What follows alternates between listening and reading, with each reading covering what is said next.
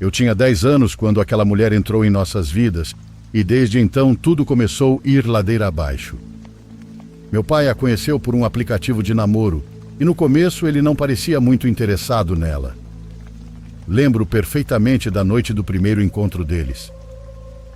Pelo que me recordo, esse aplicativo era algo como uma dinâmica de encontros às cegas. Quando ele voltou para casa, sua expressão mostrava desconforto e desinteresse. Ele até me confessou isso. Eu era apenas uma criança, mas meu pai me contava muitas coisas. Ele disse que não tinha sentido nenhuma conexão com aquela mulher e que o mais provável era que não haveria novamente. Mas ele a viu de novo. Não entendi como nem porquê, mas alguns dias depois ela apareceu em nossa casa. O desconforto do meu pai tinha desaparecido e agora ele parecia estar à vontade com ela. Havia algo estranho na atitude dele, uma mudança repentina que não fazia sentido, mas que naquele momento eu não dei atenção. Como disse, eu era uma criança e a partir daí tudo virou um pesadelo. Meu pai começou a se comportar de uma forma que eu nunca tinha visto. Ele ficou obcecado por ela e queria estar com ela o tempo todo. Ele não suportava vê-la cercada por outras pessoas e nisso tornou-se possessivo, algo completamente oposto ao que ele sempre me ensinou. Ele parecia ter esquecido todos os seus princípios e ela se aproveitava de tudo isso. Ela usava o dinheiro do meu pai para comprar roupas, joias e viagens sem limites. Ela o endividou até níveis absurdos. Mas o pior não era isso. O pior era que ela o manipulava a ponto de afastá-lo de tudo e de todos, até de mim. Ela não me suportava, pois desde o primeiro dia eu fui uma pedra no sapato dela. Ela me tratava com desprezo, falava comigo com grosseria, e toda vez que meu pai tentava me defender, ela dizia que eu tinha mau comportamento.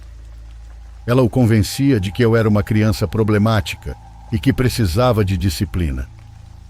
Tentei várias vezes falar com ele, contar o que aquela mulher fazia quando ele não estava, mas ele nunca acreditou em mim. Era como se as palavras dela fossem lei, como se ela tivesse um poder absoluto sobre ele. Os anos passaram e a situação só piorou. Meu pai estava quase na ruína, as dívidas cresciam, e mesmo assim aquela mulher continuava agarrada às nossas vidas. Eu já não era mais uma criança ingênua. Aos 14 anos a raiva tinha crescido dentro de mim. Eu odiava aquela mulher, odiava o que ela tinha feito com meu pai, mas acima de tudo, odiava meu pai por permitir isso e por preferi-la a mim. Então chegou aquela noite. Acordei de madrugada com uma vontade insuportável de ir ao banheiro.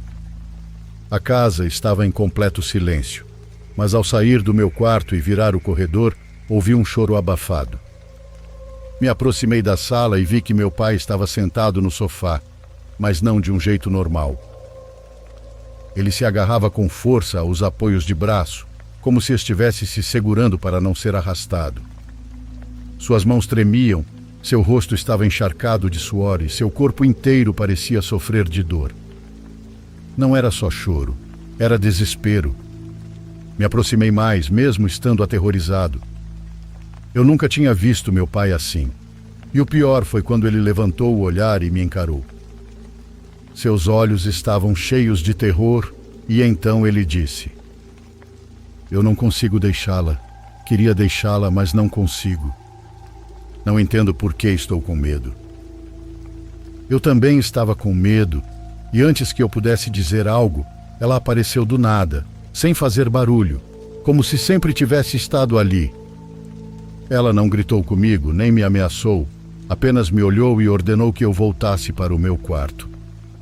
Meu pai não fez nada.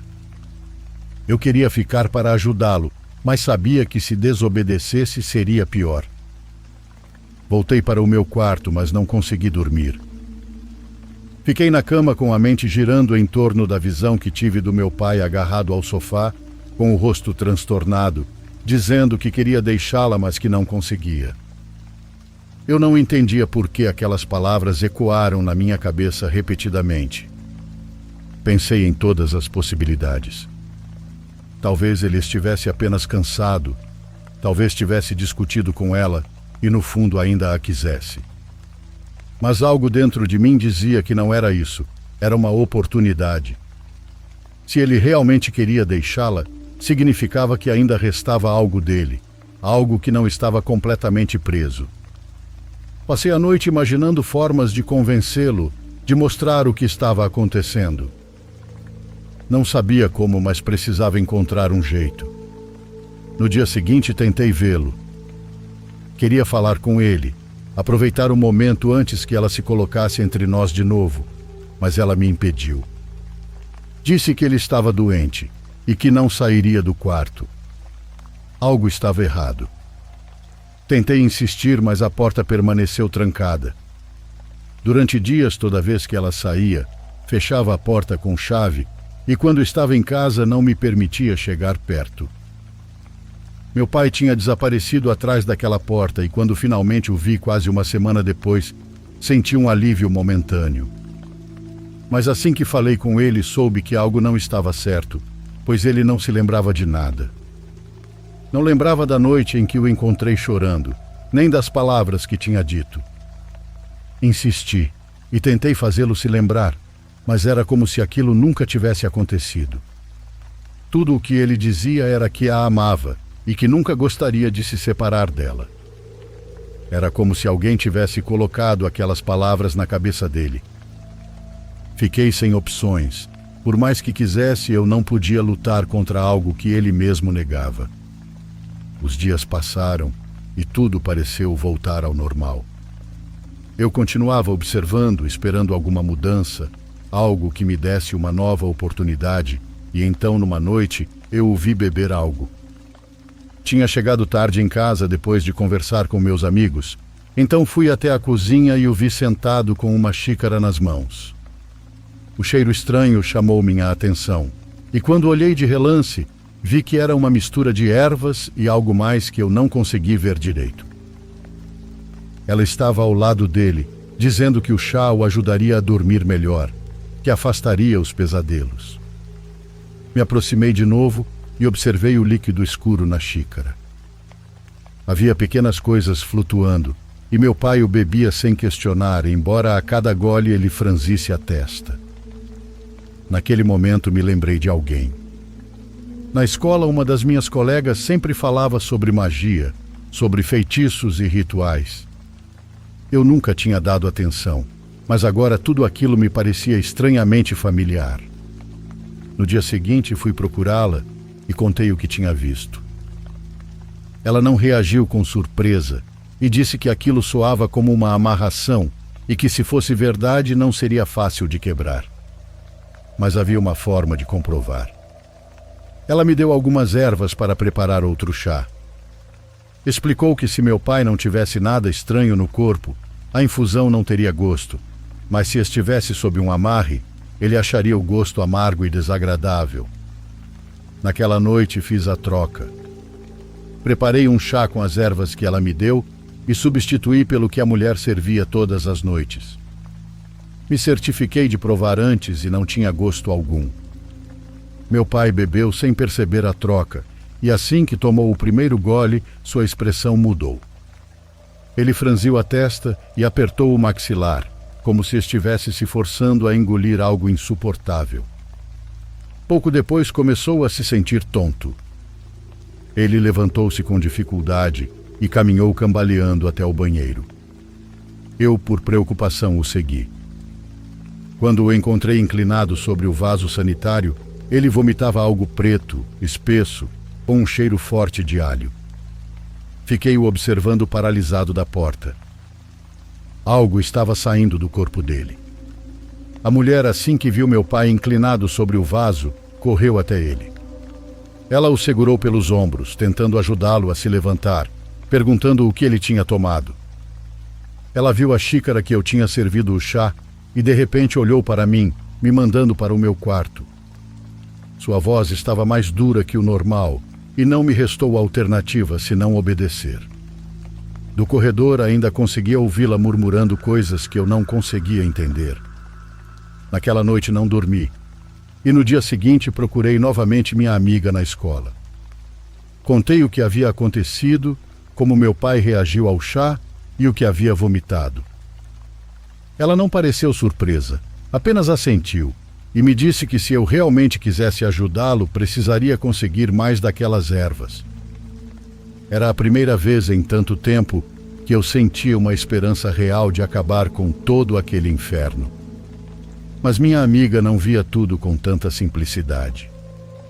Ela disse que não podia conseguir mais ervas com facilidade. Elas eram da avó dela e ela as tinha pegado sem permissão. Claramente não podia simplesmente pegá-las quando quisesse. Além disso, se meu pai realmente estivesse sob uma amarração, então seria necessário muito mais do que uma simples infusão. Ela explicou que quem tinha feito isso não permitiria que ele fosse quebrado tão facilmente.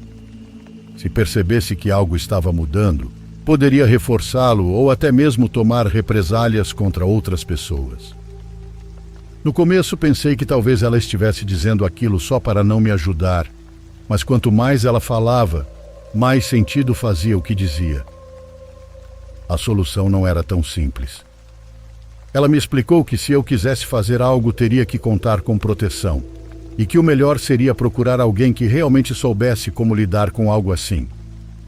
Ela se ofereceu para me levar até sua avó e eu não soube o que responder.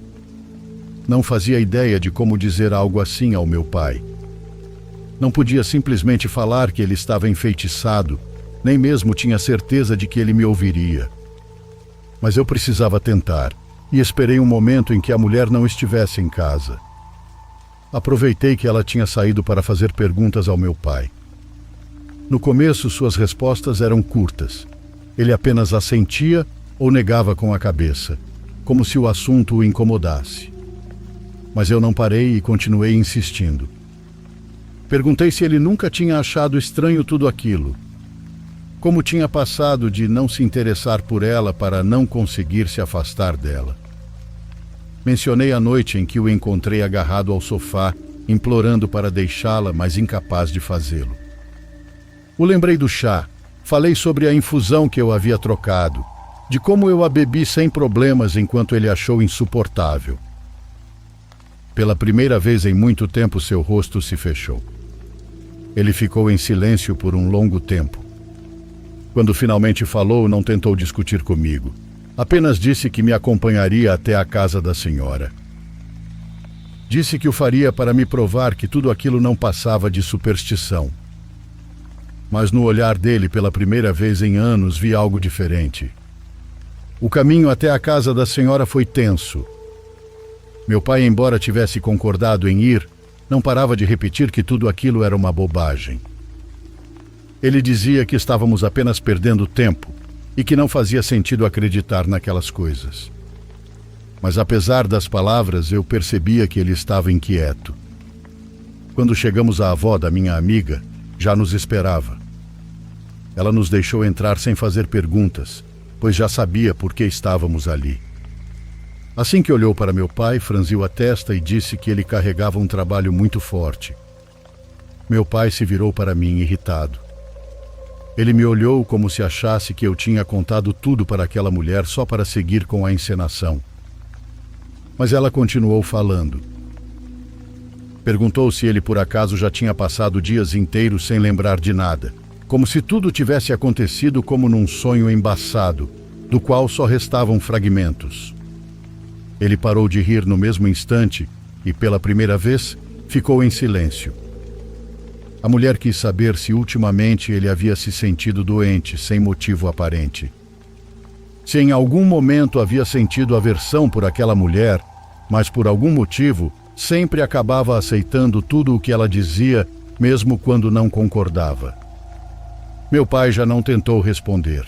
Cada palavra que saía da boca da senhora parecia afundá-lo mais em um estado de incerteza. Ao final, a mulher parou de falar e simplesmente perguntou se ele carregava algo consigo que aquela mulher lhe havia dado, algo que sempre estivesse com ele. Meu pai ficou pensativo por um momento antes de puxar debaixo da camisa um pequeno colar. Era de vidro e continha um líquido esverdeado dentro. Ele nunca tinha dado muita atenção. Só sabia que aquela mulher havia lhe dado, dizendo que era para que ela sempre estivesse com ele. A idosa estendeu a mão e pediu para meu pai entregar o frasco por um momento. Sem pensar muito, ele o entregou. Assim que ela o teve em suas mãos, murmurou algo em um idioma que não entendíamos e com um único movimento o quebrou no chão. Meu pai reagiu com raiva. Estava prestes a xingar quando um fedor insuportável invadiu o cômodo. Era uma mistura de sangue, ovo podre e o cheiro de animais mortos. Era tão forte que me provocou ânsia, e eu tive que cobrir a boca para não vomitar. Nunca na minha vida havia sentido um cheiro tão repugnante. A senhora nos olhou e nos advertiu que aquilo era apenas o começo. Ela disse que libertá-lo por completo não seria fácil, que o processo seria complicado e que, para começar, não poderíamos voltar a ver aquela mulher. Não deveríamos permitir que ela entrasse na casa sob nenhuma circunstância. Também nos instruiu a fazer uma limpeza completa, mas meu pai deveria se manter afastado. Se algo saísse errado, a conexão dele com ela poderia fazer com que tudo acabasse pior.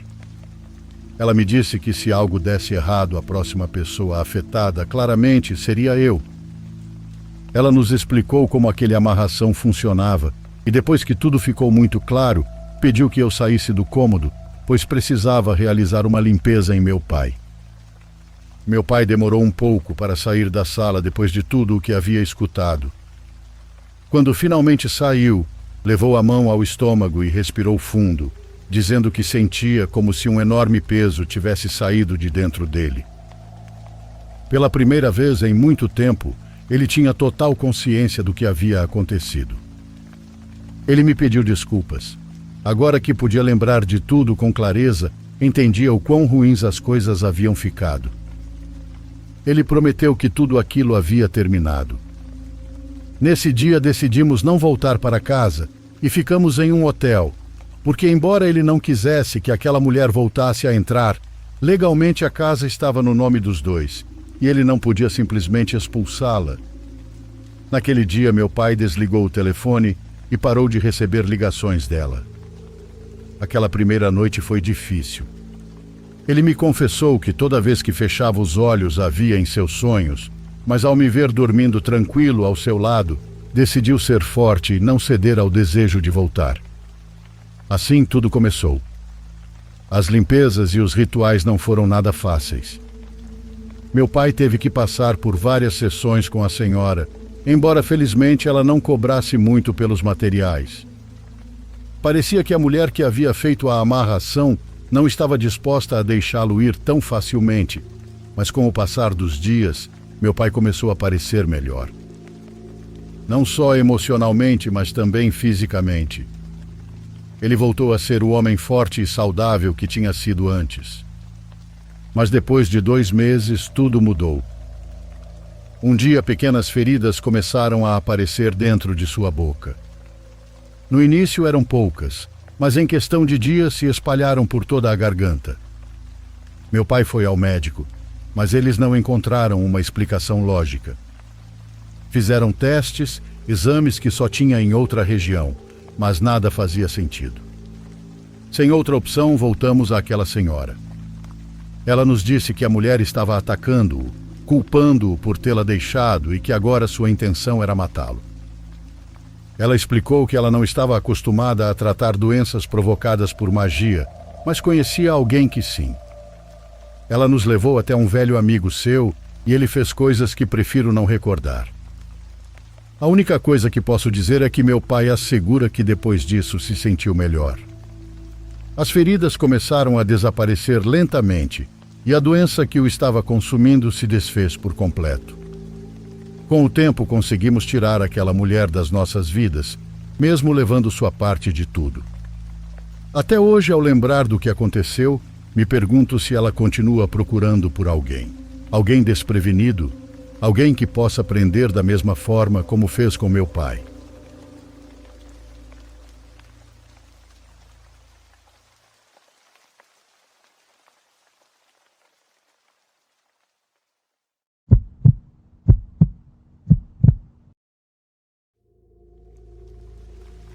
Me chamo Joselino e por mais de 30 anos me dediquei à pesca. Aprendi desde pequeno, pois meu pai me levava com ele sempre que saía. Primeiro só para observar, depois para carregar as redes e com o tempo para lançar a tarrafa. Nunca estudei muito porque lá em casa o importante era trabalhar. Éramos 5 irmãos e todos ajudávamos como podíamos. Já adulto, quando meu pai faleceu, continuei fazendo a mesma coisa. Não porque eu amasse, mas porque era a única coisa que eu sabia fazer, e era disso que saía o nosso sustento. Às vezes, 2 amigos de infância me acompanhavam, pois eles também estavam na mesma vida. Mas outras vezes eu saía sozinho, sempre à noite. Diziam que de madrugada os peixes apareciam mais e não se escondiam como de dia. Também porque o sol queimava demais, a gente voltava todo torrado para casa e sem ânimo para nada depois. No povoado sempre se contaram histórias daquelas antigas, histórias sussurradas. Diziam que pelos caminhos que levavam ao mar se ouviam choros de mulher como se estivesse ferida ou procurando alguém. Ouvi um vizinho contar que uma vez indo pelo canal velho, escutou o riso de uma criança entre as árvores. Ele não viu nada, mas que o som o acompanhou até a beira da água, e depois não conseguiu lançar a rede, porque sentia que algo o observava. Um outro amigo mais jovem jurou que alguém subiu no barco dele. Ele disse que era como se o peso de uma pessoa afundasse um dos lados, e que quando se virou não havia nada, só água escura e calma. Eu sempre ouvia essas histórias e achava que eram só isso, histórias. Achava que as pessoas se deixavam levar pela imaginação, principalmente quando andavam sozinhas de madrugada com o vento e o som das ondas. Eu achava isso, pois comigo nunca tinha acontecido nada. Nunca vi nem ouvi nada estranho. Me movia com respeito, mas sem medo algum, até a experiência que vou contar agora. A primeira vez que me aconteceu algo estranho foi no mar. Lembro bem porque naquela noite fui sozinho. Um dos rapazes tinha adoecido e o outro precisava ajudar a sogra que estava de mudança. Então peguei o barco como sempre, coloquei as redes, levei minha lanterna e um térmico com café. O céu estava limpo, sem vento, e a lua iluminava tudo como se fosse dia. Não fui muito longe, me lembro de ficar a poucos metros da costa. O motor estava falhando, então não quis arriscar. De onde eu estava ainda dava para ver o reflexo da areia e pensava como aquela parte do mar sempre me passava tranquilidade. Não era muito profundo e o som das ondas ajudava a pensar. Sentei um tempo esperando, deixei a rede armada e comecei a revisar a linha com os dedos. Então um clarão no canto do olho me distraiu. Pensei que fosse reflexo da lanterna, mas quando virei a cabeça vi algo se movendo pela areia. Não era uma lanterna nem algo fácil de explicar. Era como se um pedaço de fogo corresse pela praia. Melhor dizendo, um ponto muito brilhante que se movia rápido, quase como se alguém o levasse na mão. Aquela luz avançava, dando pequenos saltos como se flutuasse. Fiquei parado, sem saber o que fazer. O coração começou a bater mais forte. Não era exatamente medo, mas uma estranheza, como se algo estivesse fora do lugar. Pensei em ligar o motor, mas resolvi esperar. A luz não fazia barulho, só ia e voltava pelo mesmo trecho de areia, como se procurasse algo. Lembro que esfreguei os olhos com a manga da camisa, achando que estava cansado ou vendo mal por causa do reflexo. Mas não, a luz continuava ali brilhando forte e se movendo sem sentido. A segunda coisa estranha aconteceu meses depois, e também saí sozinho naquela noite. O plano era que um dos rapazes me encontrasse mais tarde, mas o mar estava estranho. Não tinha vento, mas a água se mexia mais do que o normal. As ondas não eram fortes, mas vinham sem parar. Senti uma sensação estranha no peito que até hoje eu não consigo explicar. Recolhi as coisas e voltei antes do planejado, no relógio marcando umas 2 da manhã. A madrugada estava clara, o céu limpo, mas o ar parecia diferente de tudo que já vi. Quando cheguei à margem, amarrei o barco na estaca e juntei o pouco que tinha conseguido. Caminhei devagar até um caminho de areia e pedras, onde sempre deixo minha bike. Já imaginava o caminho de volta para casa quando, de repente, a poucos metros, senti como se alguém estivesse falando. Nada demais, apenas uma voz normal, de quem conversa sem pressa. Sendo um proseador de primeira, parei e tentei escutar direito. Não entendi o que dizia, mas parecia perto. Olhei para os lados e não vi ninguém. Só as palmeiras imóveis, o mar ao longe e o leve som dos meus passos na terra. Continuei andando e apertando o passo até que a voz mudou. Agora não conversava com ninguém. Parecia falar comigo. Era uma voz de mulher suave e tranquila, como quem quer te convencer de algo sem forçar. Não lembro exatamente o que dizia, mas senti claramente que queria que eu me virasse e que olhasse para ela. Nem pagando me virei.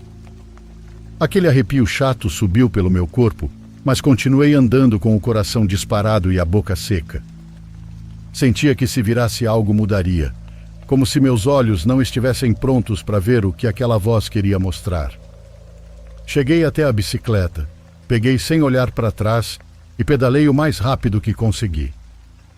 O caminho de terra parecia interminável, como se algo me seguisse com o olhar. Com o tempo fui percebendo uma coisa. Quando ia com os rapazes, as noites passavam tranquilas. Não digo que eram fáceis, porque o trabalho sempre foi pesado, mas não sentia aquela estranheza. Podíamos passar horas em silêncio, cada um focado no seu, mas havia uma paz vindas do céu. Já quando saía sozinho era diferente. Não era medo nem nervosismo, era como se o corpo soubesse que algo não estava certo. Era uma sensação nova que eu tentava ignorar, mas que voltava toda vez que não tinha companhia. Mas o mais estranho nem aconteceu comigo, foi com um dos meus companheiros. Ele também costumava sair sozinho quando os outros não podiam. Numa madrugada, já voltando, passou pela mesma área onde eu tinha visto aquela bola de fogo. Ele me contou dias depois, quando nos encontramos para revisar umas redes. Ele disse que estava se aproximando devagar da beira, quando notou algo parado na areia. No começo pensou que fosse uma palmeira, porque de longe parecia um tronco escuro. Mas logo percebeu que estava em um lugar onde não havia nada plantado, no meio da praia, onde nada cresce. Ele gritou, pensando que talvez fosse alguém parado ali, mas não obteve resposta. Ele continuou se aproximando com cuidado porque algo não parecia certo, e foi quando olhou direito que percebeu o pior. Não era uma pessoa, tampouco uma palmeira, era algo grande, e o corpo não tinha uma forma normal. Estava torto como se os braços não estivessem no lugar certo ou as costas estivessem viradas. Não tinha rosto, ou pelo menos ele não conseguiu ver. Apenas sentia que era observado por uma presença pesada. Me contou que ao ver que aquela figura não respondia, virou o barco com calma. Ele pensou em contornar a praia e sair por outro lado, mas justo quando estava prestes a se afastar, aquela coisa começou a se mover. Ele me disse isso com os olhos arregalados, como se estivesse revivendo a cena. Jurava que ela se movia de forma horrível, como se os ossos estivessem fora do lugar, como se cada passo a quebrasse por dentro. Aquilo não andava como uma pessoa, nem mesmo como um animal. Era um corpo longo, torto, que avançava aos trancos e barrancos com os braços pendurados. Essa imagem da sombra negra se quebrando ficou gravada na sua mente. Foi aí que decidiu acelerar o motor e foi um pouco mais para o mar. Não muito, mas o suficiente para se sentir seguro. Ele disse que não tirou os olhos daquela coisa, que continuava lá, parada na mesma praia, olhando em sua direção.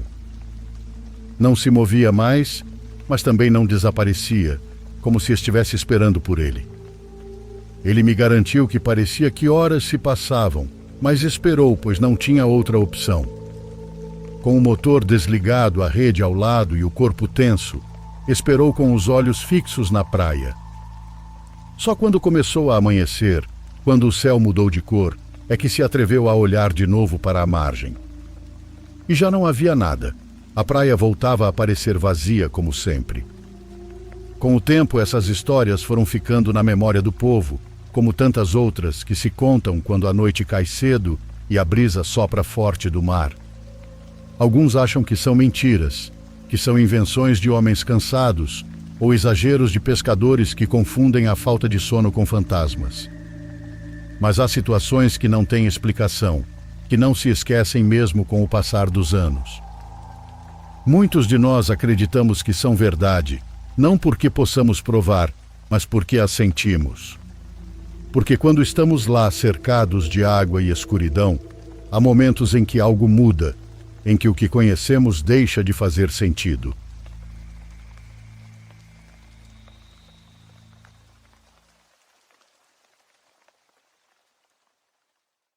Por favor, curta e se inscreva se você estiver gostando.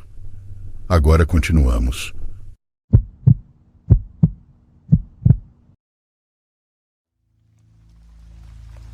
Quando eu estava no segundo ano do ensino médio, corria cross-country, atletismo e adorava correr sozinha.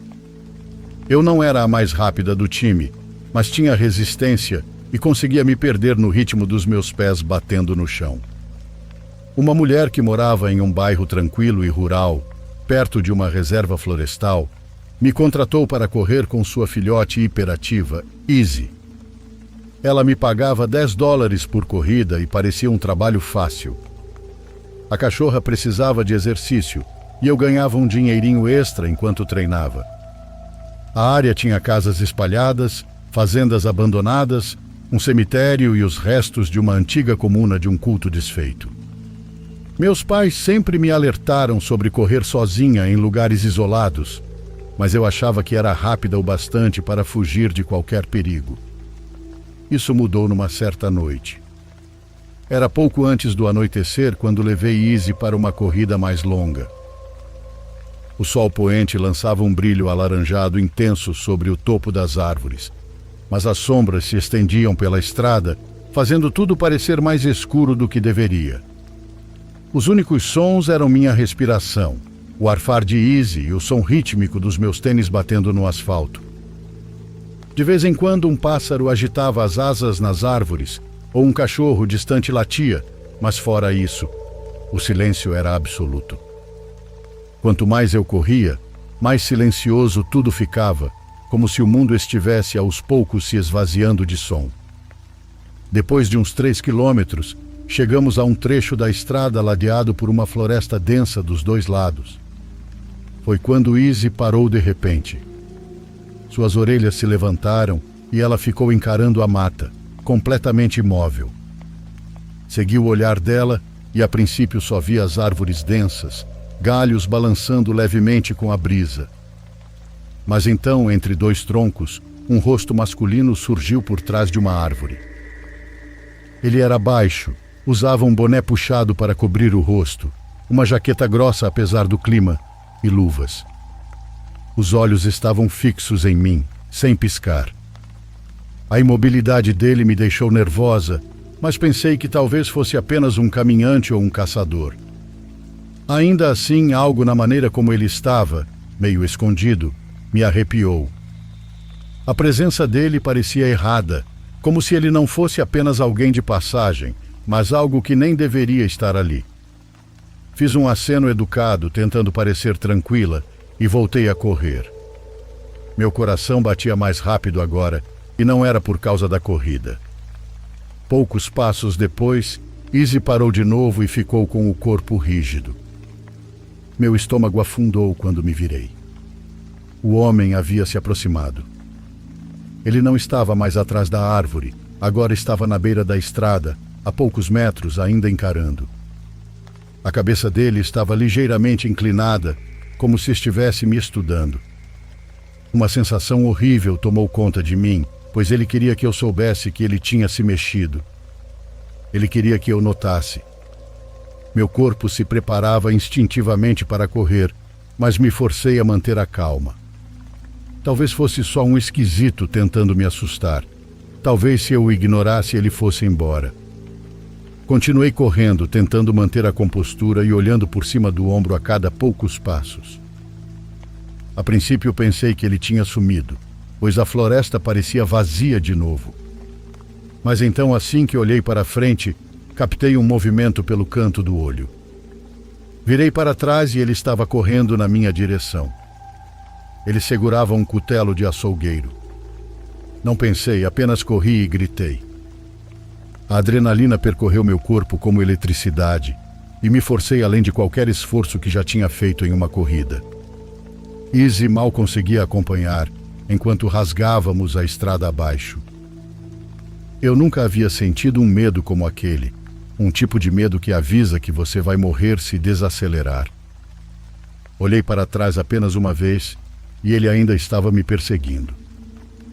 Seu rosto estava distorcido em pura raiva e a boca entreaberta como se estivesse rosnando. Ele corria de forma errática, como alguém que não está acostumado a correr. Foi aí que percebi que ele não estava respirando. Eu ouvia minhas respirações, ouvia a da Izzy, ouvia até o farfalhar distante das árvores, mas não ouvia ele. Seus passos ecoavam atrás de mim, acompanhando meu ritmo, mas não havia som de respiração. Cheguei a um bairro e corri entre as casas, zigue-zagueando pelos quintais na esperança de despistá-lo. Minha visão estava embaçada, minhas pernas gritavam de dor, mas eu não podia parar. Me escondi atrás de um galpão com Izzy.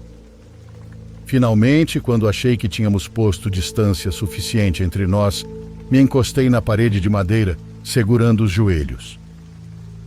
Engoli em seco, virei a cabeça lentamente e no alto da colina, ele estava parado me observando. O cutelo pendia da mão dele, mas ele não estava mais me perseguindo. O rosto dele agora não mostrava emoção nem raiva, só aquele olhar vazio e perturbador, como se simplesmente tivesse perdido o interesse. 1 minuto se passou, depois outro. Faróis de carro apareceram ao longe, e como se nada tivesse acontecido, ele se virou e voltou para a floresta. Sem hesitação, sem pressa. Simplesmente desapareceu. Fiquei parada por muito tempo, e quando finalmente me mexi, fiz o caminho mais longo até a casa da mulher, esgueirando-me pelo quintal para não ser vista da estrada principal. Minhas mãos tremiam quando peguei o pagamento, fingindo que nada tinha acontecido. Não contei para ela e não contei para meus pais. Sabia que se contasse nunca mais me deixariam correr sozinha.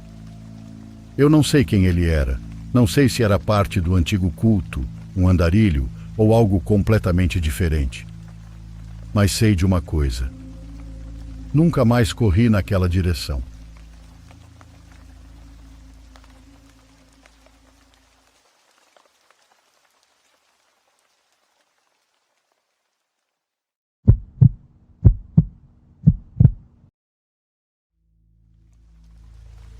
Eu moro com meu namorado na casa que ele possui.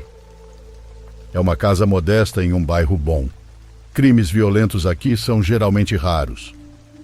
Digo que é uma casa modesta porque, em comparação com as outras casas do bairro, é bem menor, mas ter uma casa menor aqui ainda é muito desejável, pois nos permite viver em uma cidade agradável sem precisar de uma casa de milhões. É uma casa de um andar com 3 quartos, 2 banheiros e um porão. Estamos em uma rua muito tranquila, com bastante privacidade. A forma como a rua curva nos proporciona uma ótima privacidade, já que ao sair de casa não há uma casa vizinha diretamente de frente para nós. Há 8 casas ao todo na nossa rua e mais adiante existe uma pequena área arborizada. Meu namorado, Mike, estava fora por um final de semana em Las Vegas para uma despedida de solteiro mês passado. Fiquei sozinha de quinta a segunda-feira.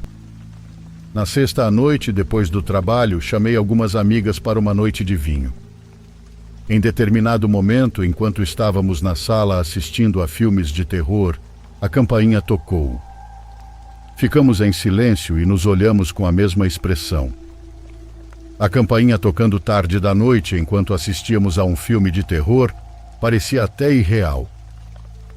Fui dar uma espiada para ver quem estava lá fora, mas não consegui ver nada da janela. Tem um pequeno painel de vidro no topo da porta, então dei uma olhada por ali. Havia cerca de 4 carros na garagem, então provavelmente sabiam que tinha gente em casa, mas não vi ninguém na varanda. Voltei para junto das minhas amigas e, embora todas concordássemos que foi estranho, achamos que poderia ser só uma brincadeira de tocar a campainha e correr.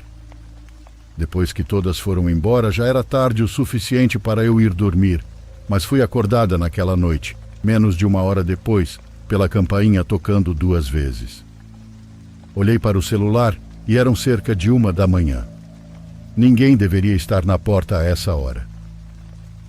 Liguei imediatamente para o Mike, que atendeu com voz de bêbado em um bar barulhento. Ele teve que ir ao banheiro para conseguir me ouvir, e quando expliquei o que estava acontecendo, ele me disse para ficar no quarto e não abrir a porta para ninguém. Em nenhum momento ele sugeriu ligar para a polícia, então evitei fazer isso por enquanto. Terminamos a ligação e tentei me acalmar e voltar a dormir. Quando meu coração começou a desacelerar e eu estava finalmente me acalmando, ouvi um som vindo de fora. Algo como sons de clique, até que houve uma batida na minha janela e uma voz masculina dizendo: "Ei, tem alguém em casa? Preciso de ajuda aqui fora." Agradeci a Deus por as persianas estarem fechadas. Eu não conseguia ver quem estava lá fora e eles não conseguiam me ver. Em vez de ir embora, ele bateu novamente na janela e disse: "Eu sei que você está em casa." Isso me fez ligar para a polícia. Eu não ouvi o homem se afastar da janela. Por tudo o que sabia, ele ainda estava parado lá, então sussurrei o tempo todo no telefone, relatando alguém tentando invadir minha casa.